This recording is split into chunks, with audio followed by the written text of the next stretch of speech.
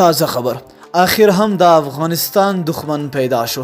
دا چې څوک دی او د افغان لوبډلې سره ولې دومره ظلم کوي دا هر سره په دغه ویډیو کې وګورئ. ګرانو لیدونکو السلام علیکم. د سویلي افریقا کرکټ ملي لوبډلې مشر فاف ډوپلیسي د سترو درې هیوادونو استرالیا، انګلستان او هندوستان پر رول نیوکه وکړه.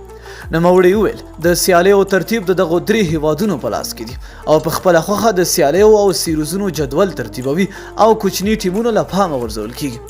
ډوپلیسي چې د انګلستان په وړاندې د لومړۍ ټیسټ لوبې د بریا وروسته د خبري کنفرانس پر مهال خبرې کولې وویل چې د دغو سترو هیوادونو کرکټ بورډونو ترمنځ په خاصه توګه د ټیسټ سیالیو سیریزونو په برابرۍ کې ډیره بې انصافي کیږي. د هغه په وینا په خپلو منځونو کې ډېرې سیالۍ برابروي خو نور ټیمونه له پامه غورځوي.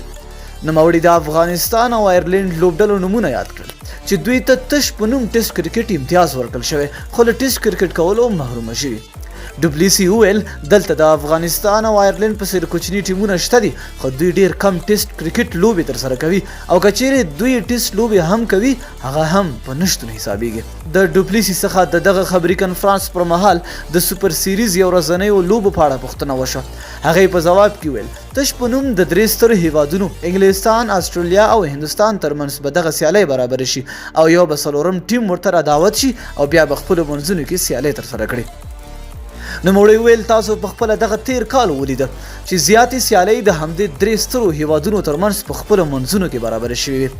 ډوپلیسي په ټینګار سره وویل که چیرې وړو ټیمونو ته هم له سترو ټیمونو سره یو ځای سیالۍ برابرې شي لوبې به نورې هم خوندورې شي. نو دوستانو تاسو د ډوپلیسي خبرې سره څو فیصده موافق یې؟ آیا ډوپلیسي رښتیا وایي او که نه؟ لاندې په کمنټ کې موږ سره خپل نظر شریک کړئ. تر بیا بل ویډیو د الله په امان.